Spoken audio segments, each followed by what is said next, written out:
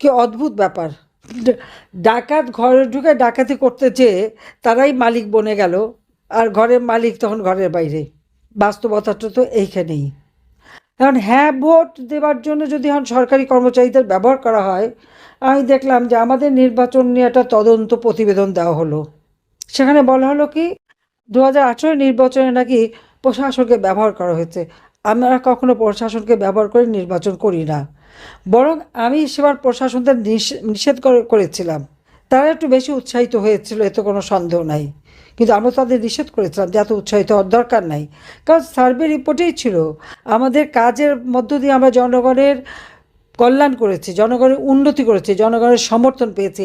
আমরা যতবার ক্ষমতা এসেছি আমাদের জনপ্রিয়তা বৃদ্ধি পেয়েছে একটাই, সেটা হলো আমরা জনগণের জন্য কাজ করেছি, জনসেবা করেছি।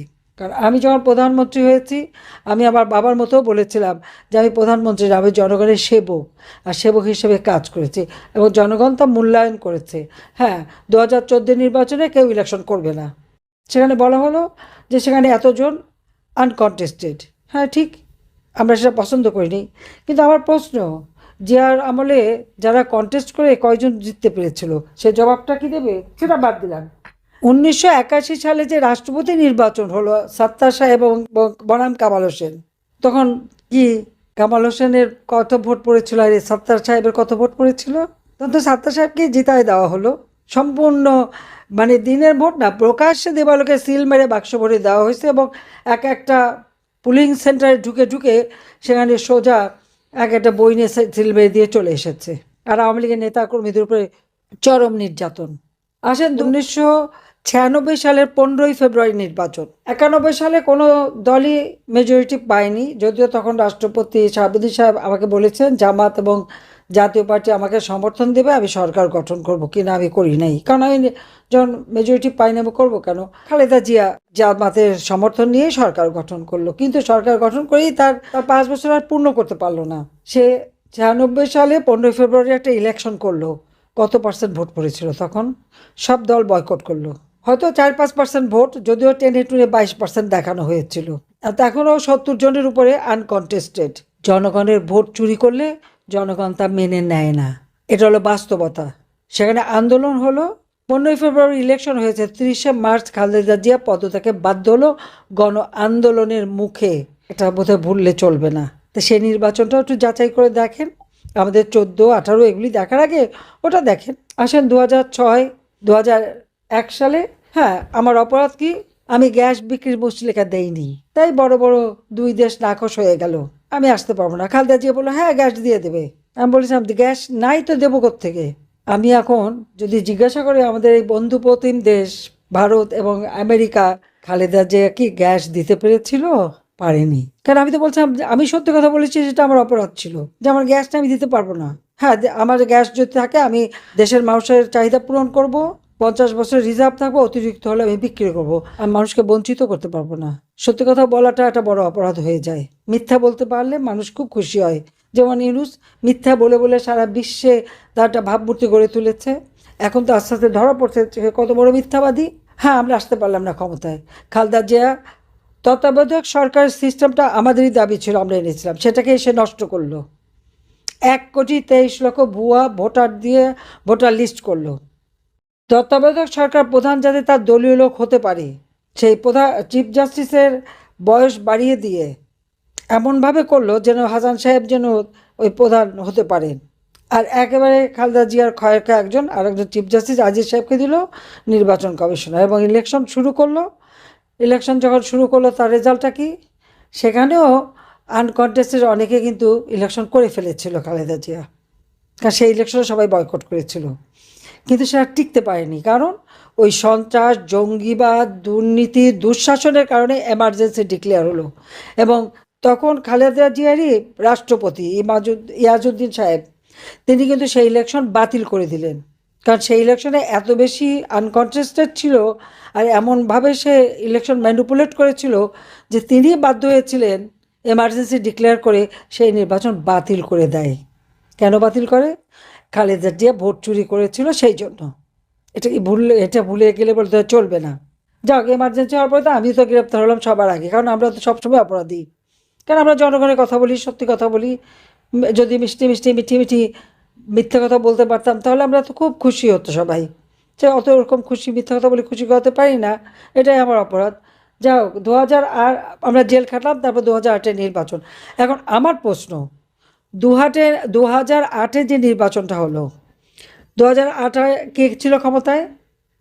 সেখানে কেয়ারটেকার গভর্নমেন্ট। ইয়াজউদ্দিন সাহেব বিএনপির, প্রধান উপদেষ্টা ফখরুদ্দিন বিএনপির পছন্দ, ওয়ার্ল্ড ব্যাংকে চাকরি করতো। সাইফুর রহমান নিয়ে এসে তাকে আমাদের বাংলাদেশ ব্যাংকের গভর্নর করলেন, সেখান থেকে তাকে প্রধান উপদেষ্টা করা হলো। আর সেনাপ্রধান কে ছিল? 9 জন জেনারেল ডিঙিয়ে খালেদা জিয়ার ভাই সাইদ ইস্কিন্দারের বন্ধু জেনারেল মঈনকে সেনাপ্রধান করা হলো। এখন দেখেন পুরো সিস্টেমটাই খালেদা জিয়ার সমর্থে। সেখানে 8-এ নির্বাচনটা হলো। এই নির্বাচনে কেউ কিন্তু কোনো কিছু বলতে পারছে না, কিন্তু নির্বাচনের ফলাফলটা কী ছিল? আওয়ামী লীগ, আমরা মহাজোট করেছিলাম, আমরা আমাদের প্রায় 50-60 সিট আমরা দিয়েছিলাম আমাদের জোটকে। সেখানে কয়েকটা সিট সবগুলি টিকলো না। 259 আসনে আওয়ামী লীগ নির্বাচন করে, আর 41টা আসন আমরা দিয়ে দিই আমাদের শরিকদের, তারা ছিল, যার যার সিম্বল নিয়ে ইলেকশন করেছে। আর বিএনপির নেতৃত্বে 20 দলীয় ঐক্য জোট 300 সিটে ইলেকশন করলো। রেজাল্টটা কি? আওয়ামী লীগ এককভাবে 230টা আসন পেল, আর উপনির্বাচন আরও 3টা। আর বিএনপির নেতৃত্বে 20 দলীয় ঐক্য জোট পেল 29টা সিট, আর উপনির্বাচন 1টি সিট। ভোটের পার্সেন্টেজ বিএনপির 32%, আর আওয়ামী লীগ পেল 48%-এর উপরে। এই যে 48% উপরে যে আমরা ভোট পেয়ে 233টা সিটে সরকার গঠন করলাম, তা আমরা এমন কোনো অপকর্ম করি নাই যে আমাদের ভোট কমবে। আমরা বিদ্যুৎ উৎপাদন বৃদ্ধি করেছি, খাদ্য নিরাপত্তা নিশ্চিত করেছি, চিকিৎসা সেবার ব্যবস্থা করেছি, শিক্ষার ব্যবস্থা করেছি, রাস্তাঘাট, পুল, ব্রিজ, অবকাঠামোগত উন্নয়ন করেছি, ঘরে ঘরে বিদ্যুৎ দিয়েছি। বাংলাদেশকে আমরা উন্নয়নশীল দেশে উন্নীত করেছি। যেখানে গ্রস জিডিপি আমরা পেয়েছিলাম মাত্র কত, এই 2008 সালে 9 সালে যখন সরকার গঠন করি, তখন তো কত 100 বা 101 বিলিয়নের মতো ছিল। আমরা তো দক্ষতার সাথে দেশ চালিয়েছি, জনগণই আমাদের ভোট দিয়েছে, আর সেই ভোটে বারবার আমরা নির্বাচিত হয়ে এসেছি। এখন সেই ভোট নিয়ে যত প্রশ্নই তুলতে চান, কিন্তু প্রকৃতপক্ষে জনগণ তো আমাদের ভোট দিয়েছে। আজকে আমাদের নির্বাচন করতে দেওয়া হচ্ছে না কেন? তার কারণ আমার বিরুদ্ধে যত রকমের বদনাম, আমাকে খুনি বানিয়েছে, আমাকে কি বলে দুর্নীতিবাজ বানিয়েছে, আমার পরিবারকে বানিয়েছে, আমরা তো বারবার পরীক্ষা দিচ্ছি। কাজে সবাই ভালো থাকেন, অন্ধকার কেটে যাবে, নতুন সূর্য উদিত হবে। জয় বাংলা, জয় বঙ্গবন্ধু, বাংলাদেশ চিরজীবী হোক। জনগণের মনে একটা উদ্বেগ এবং উৎকণ্ঠা সৃষ্টিরও চেষ্টা চলছে। জানা যাক, এখনো বোঝা যাচ্ছে না যে সামনে দিনগুলাতে নির্বাচনে যারা এখনো বলছে আমরা অংশগ্রহণ করব না, তাদের তো কোনো অপশন নেই নির্বাচনে অংশগ্রহণ না করা কথা বলে। কেন, আমাদের সংবিধানের যেটা কেয়ারটেকার গভর্নমেন্টের কথা তারা বলতেছে, সেটা কিন্তু পঞ্চদশ সংশোধনীর মাধ্যমে 58C of the Constitution has already been annulled, সেটা অলরেডি বাদ পড়ে গেছে। এখন সেই জায়গায় যাওয়ার আর তো কোনো সুযোগ নাই। আমি রাষ্ট্রের প্রধান হিসাবে আমি মনে করি যে we will have to abide by constitution, এবং আমাদের কাছে এখন কনস্টিটিউশনের যে রূপ আছে, সেই রূপ সেই আঙ্গিকেই সেখানে নির্বাচনের চ্যাপ্টারে যা বলা আছে ওইভাবেই নির্বাচন হবে।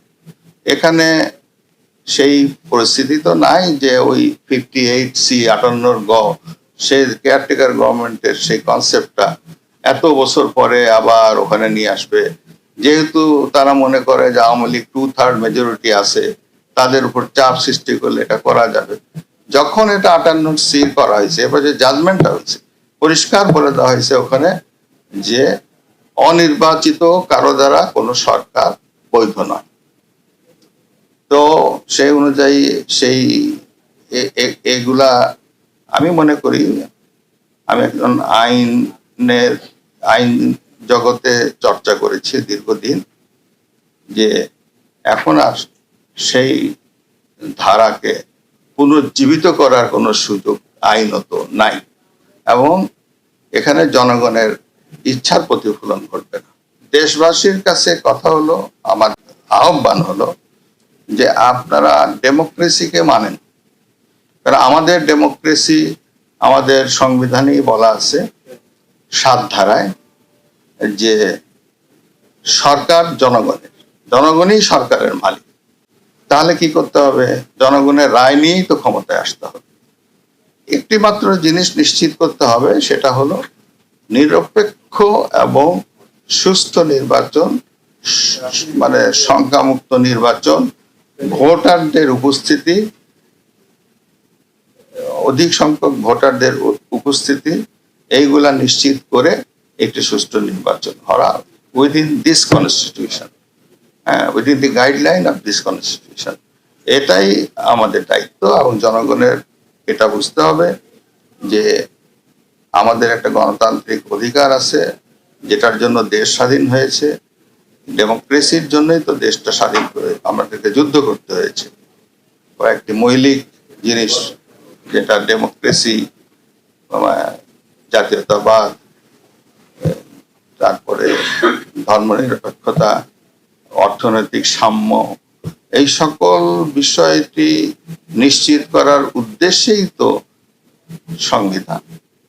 জনগণকে সম্পৃক্ত হতে হবে, নির্বাচনে সম্পৃক্ত হয়ে তাদের ইচ্ছা মতো সরকার গঠন করবে। আমারও নিজেরও ব্যক্তিগতভাবে আমি মনে করি যে people should participate, they will have to go to the center, এবং তারা নিজেদের প্রার্থীকে যাকে খুশি তাকে দিবেন। সেখানে বিরোধী দল বা যাই কেউ তো ক্ষমতা সবসময় থাকবে এমন তো না। জনগণই তো পরিবর্তন করার মালিক। জনগণ দেখবে যে আগের সরকারের আমলের যে সমস্ত সামাজিক সংস্কার হয়েছে, যেভাবে দেশের উন্নয়ন অবকাঠামো গড়ে উঠেছে, সেগুলা আমাদের কতটা উপকারে এসেছে, আমরা কতটা ভালো অবস্থানে আছি, এগুলা বিবেচনা করবে। আবার যারা প্রতিদ্বন্দ্বিতা করবে তারাও সরকারে ছিল, তাদের প্রতি সম্মান রেখে বলতে চাই যে তাদের উচিত হবে যে তাদের কর্মকাণ্ডকেও জনগণের সামনে তুলে ধরা, এবং তারা বলা যে আমরা এত সন থেকে এত সন ক্ষমতায় ছিলাম, আমরা এই করেছি, আমরা এই করেছি, আমরা এই করেছি। জনগণ যাদেরকে পছন্দ করবে ভোট দিবে অ্যাডাল্ট ফ্র্যাঞ্চাইজের মাধ্যমে, এবং সেই ভোটে যারা জিতবে, আমি আহ্বান জানাবো তাদেরকে, সকল মানুষকে, যারা যে দলকেই সমর্থন করে থাকেন না কেন, আপনারা সব দলের মানুষই কিন্তু এই দেশের মানুষ, এদেশের জনগণ। Everybody has equal right. সুতরাং সকলেই ভোট সেন্টারে যাবেন, নিজেদের প্রার্থীকে নির্বাচিত করবেন। সরকার পরিবর্তনের ক্ষেত্রে এটাই সবচেয়ে বড় উপায়। কাকেও তো কেউ আনতে পারে না, তাদের দলগত সিদ্ধান্ত হয়, তাই সে সিদ্ধান্তের মাধ্যমে তারা নির্বাচনে আসবে কি আসবে না, এটি তারা দলগত সিদ্ধান্তের ব্যাপার। আপনার মাঠের অবস্থা বুঝে, দেশের অবস্থা বুঝে নির্বাচনে আনার দায়িত্ব তো নির্বাচন কমিশনও নিবে না, সরকারও নিবে না। সরকার আহ্বান জানাবে, নির্বাচন কমিশনের আহ্বান জানাবে। তারপরে যদি পজিশন যেরকম হয়, সেখানে রাষ্ট্রপতিকে যদি কোনো কিছু করতে হয়, রাষ্ট্রপতি প্রয়োজনে সেটা প্রয়োগ করবে।